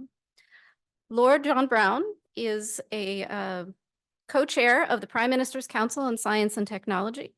From 2010 to 2015, he was the UK government's lead non-executive board member. He was knighted in 1998 and made a life peer in 2001. He is a fellow of the Royal Society, fellow and past president of the Royal Academy of Engineering, and fellow of the Academy of Arts and Sciences. Please welcome them to the stage.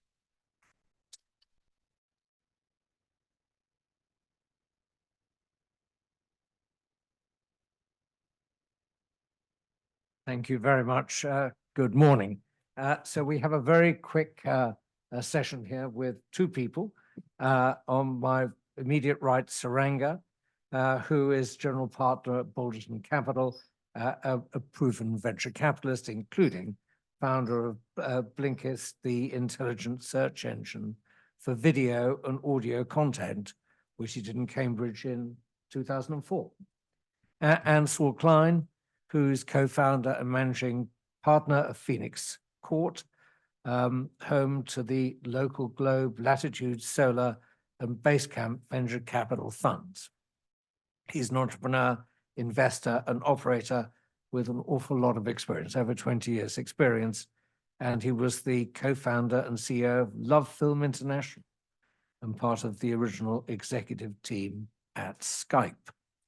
So we have just a few questions which I think go on from what people were talking about at the end of the last session, which is what to do with all of this to sustain it. And sustaining means having something which the market can latch onto. So I've got a couple of questions, which is what we're talking today about the possible impact of how do we improve lives by AI and biotech. As investors, what do you see the main opportunities in these sectors? Saul. Firstly, thanks for inviting us to be here and talking at this panel. Obviously, it was amazing to hear earlier, both within academia and the public sector, how the pandemic created this situation where innovation really had impact at scale and at a societal level. I think the combination, obviously, of AI and engineering biology, produces all sorts of, it was mentioned in previous panels, all sorts of opportunities. I think one of the things that we still struggle with, if I may, is the sort of the persistence of collaboration, which was discussed in previous panels, and also, which I was thrilled to hear from Professor Locke,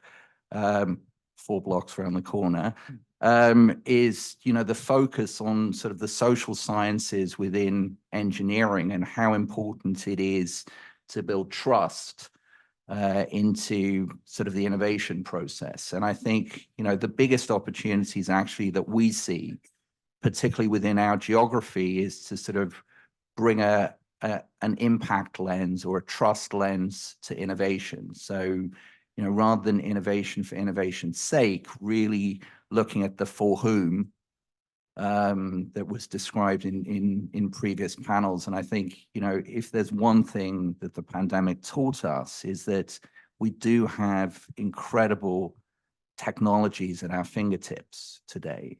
And the real opportunity, and we see this in investing in companies at the earliest stages, is to build trust, to build governance in from day one. So, trust by design, because I think it's very hard to have societal scale if you try build trust or governance in as a sort of an after effect or an afterthought. So, it's a little bit of a non-engineering, or I actually think it is an engineering answer, because I think, you don't design a bridge without thinking about safety.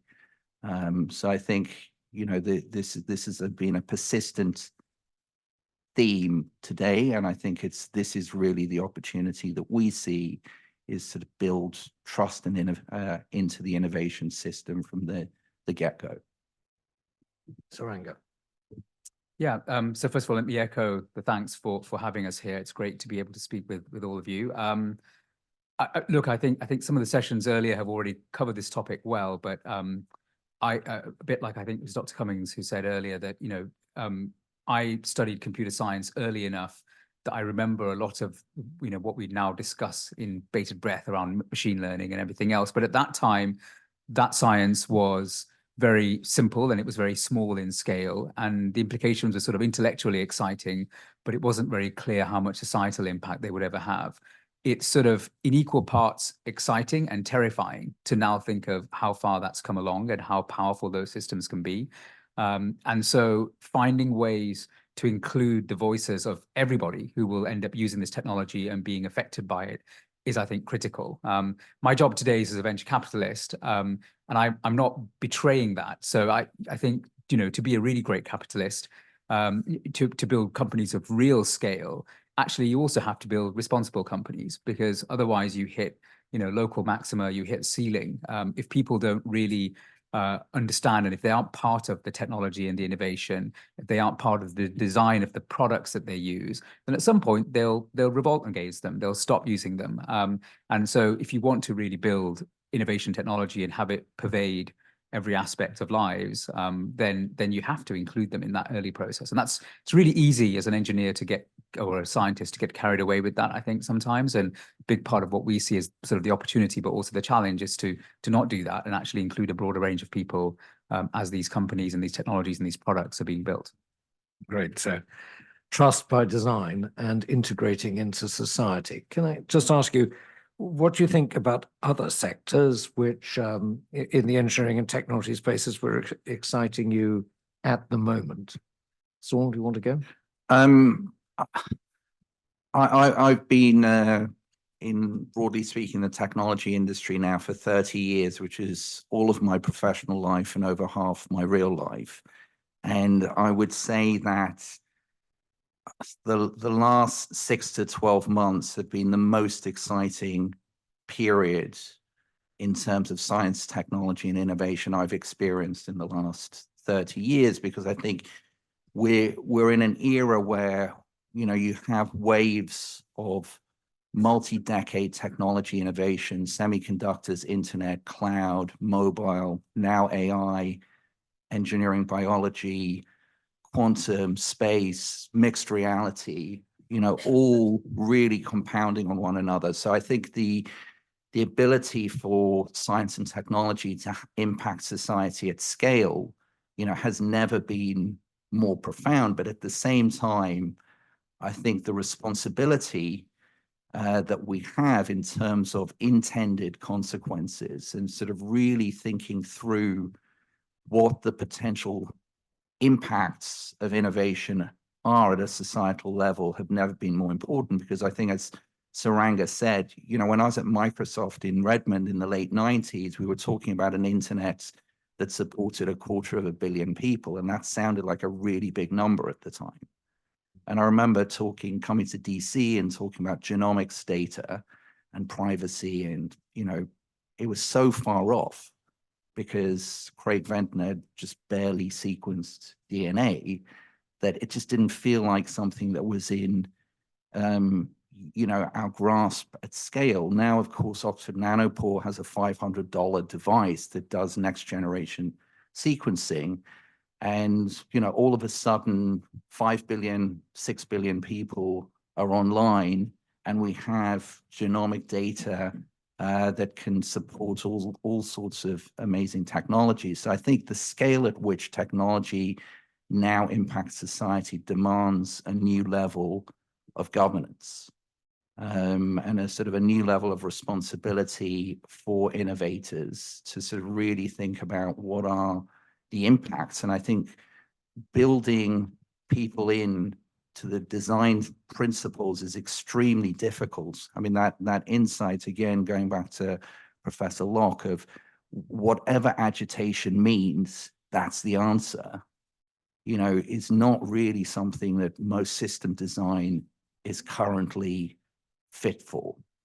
And, you know, we talk about personalized medicine, we talk about sort of personalized learning, all of which obviously is within our grasp with AI, but we don't have multidisciplinary teams that are thinking about those design principles from day one. And I think until we do, we're not really going to sort of grasp the full value of what sort of is on our is at our fingertips. So it's an entrepreneur's answer to your question, John. So I completely dodged it because everything excites me right now. That's all right. That's right, Saranga. Yeah, I mean, so I don't want to repeat things that Saul's already said, but it does feel as though we're at this point in time where multiple interesting cycles in different fields have sort of hit at the same point in time. You can get very carried away by that, but I think one of the very practical challenges with it is this problem of collaboration. It's actually really interesting to listen in on a panel like the last one on the collaboration that had to happen around COVID. So, you know, COVID was obviously an awful thing for really most of the world, but it forced a behavior, and it forced groups and people who had been able to exist completely in their own little silos for decades before. It forced them to bridge those gaps. And I think just hearing some of the panelists talking about, you know, jumping on a daily phone call, not just with, you know, scientists from different groups in that country, but also with groups from different countries, but then also with, you know, the employees at UPS or FedEx, and having to pull all of that together to make it all work. That's the kind of thing that that we're going to have to do over the next 20 years. Maybe not with quite the speed and desperation, maybe not with the sort of fear and panic that we had in those early days of the pandemic, but you know, it showed that you can do it. It showed that you can get people from very different backgrounds, very different skill sets, talking to each other and working together, and realizing that if they can do that, they can build something better overall. And I think that's a really compelling model. It's, you know, it happened because of the sheer, you know, panic, concern, desperation that we had at the time. I no interest in sort of recreating that again. But if we can somehow learn a bit of how we made that magic work and bottle it and use it again, I think that would be very powerful. And for me, it's that interdisciplinary, you know, intergroup, intercountry, international, however you want to describe it, collaboration that's sort of central to all of this. And you know, you can only build so much if, you know, from your own lab. But if you can start to talk with others and work with others, then you can build a lot more. My guess is I've spent my career a very long time trying to work to solve people's problems and create a minimum impact for things that have maximum bad impact on them. Resource development, mining, oil, gas, all these things and products that perhaps are not as safe as they may seem. So very early on, I think you learn by bitter experience, unless you build in at the very beginning, a dialogue with the people who are affected, and that's a very wide set of people with skills you need to have that dialogue, then you will go nowhere. They will guarantee to create for you a bad outcome, worse than you may think. And I find it very interesting in my role as chairman of the Crick Institute, Biomedical Institute in the UK. One of our latest appointments as a group leader is a philosopher. And I think that's quite important change. It sends a lot of signals, not necessarily substantive, but certainly signals that make a difference to all the group leaders working in all their fields at the CRIC. Let me ask you, and I think we've got time for one more question. I want to come back to this question that very validly the last panel were asked and dodged. We have a lot of, everyone's dodging questions, it's all right. But there are a lot of elections this year. The United States of America, the United Kingdom, to name but two. There are plenty of others. Do you think any of these are going to derail the advances that we're seeing in technology and engineering by limiting the scope or changing the scope? What do you think? No, and I was very hopeful listening to the previous panel, and I think, this is certainly true in the UK, is that what we would call the civil service in the UK and what I guess in the US is sort of the federal system, persists beyond political cycles. And obviously, it's influenced by political cycles, it's challenged by policy. But I think, the one thing that makes me feel sort of sanguine about political cycles is that innovation cycles happen over, in multiple decades. I mean, if we look at semiconductors, just as one example, it's now 52 years old in terms of, 1971 being, the creation of Intel, and we're still seeing incredible levels of innovation within semiconductors, not just, probably two of the most discussed companies in the last 12 months, NVIDIA and ARM, but, there's semiconductor innovation happening everywhere. We've talked about sort of AI, being, developed since the 50s, 60s. Obviously, Alan Turing, played a role in this in the 50s. So I'm a sort of a believer that innovation cycles exist beyond political cycles, and that we have, at least in the UK and the US, amazing people working in the federal system in the US and in the civil service in the UK who are sort of thinking beyond political cycles and really sort of keeping very important programs on the road. Saranga? Yeah, I mean, I think I broadly agree with that, but I just in the interest of sort of providing some of the counter perspective, I think there's clearly, the experience of the last 10, 12 years from the 2008 financial crisis onwards have clearly driven a level of sort of lowercase n nationalism globally, and just a revisitation of, for many countries, I think, of where their boundaries are, who their friends are, who their friends aren't. And I think that regardless of actually the outcomes of the elections this year, India being potentially the other really big one that will be very significant, 1 billion people voting, regardless of the outcomes, I think we'll see a bit more of that trend going forward. That's a problem because, everything we've just said is about collaboration and connecting and working with each other. And I think, there will be some and a few increasing barriers attached to some of those things. The reason why I don't worry about this is because I think in the end, those barriers can only be so high. And actually, what's interesting is that even when they exist, people find ways to get around them. People find ways to collaborate. People find ways to work together. And I think technology has only made that easier over the last 20 years. So sure, I think we'll have setbacks this year inevitably somewhere or in some way, but I sort of I believe we'll get through it anyway. Thank you. So on that hopeful note, thank you both very much. Thank you for doing this. It's my duty now to, I think, close this session off. First, I'd like to say thank you very much to the National Academy of Engineering for making this possible. We can do more and more together. And I very much hope that the Royal Academy of Engineering, the UK generally, the Queen Elizabeth Prize for Engineering Foundation, and the National Academy can all do much more as we go forward, as we build even greater open meritocracies, we create even greater opportunities for innovation. and better implementation. So I want to say thank you for organizing this meeting. Now, one of the reasons we're here is the Queen Elizabeth Prize for Engineering, and its key point, what it stands for, is awarding a prize for great advances in engineering that are done for the benefit of humanity. The proof of the benefit of humanity is part and parcel of the prize. So 26 laureates have got the prize so far, 15 of which come from the United States of America, which we're very pleased about. They started with Vint Cerf. They include Bob Langer and Eric Fossum, people of some considerable distinction who've contributed a lot to society.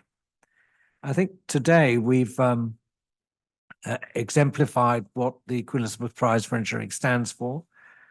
We've talked a lot about, I think, safety. How do you build that in? How do you really think about it from the very beginning? And it's safety widely stated. It's not just the product.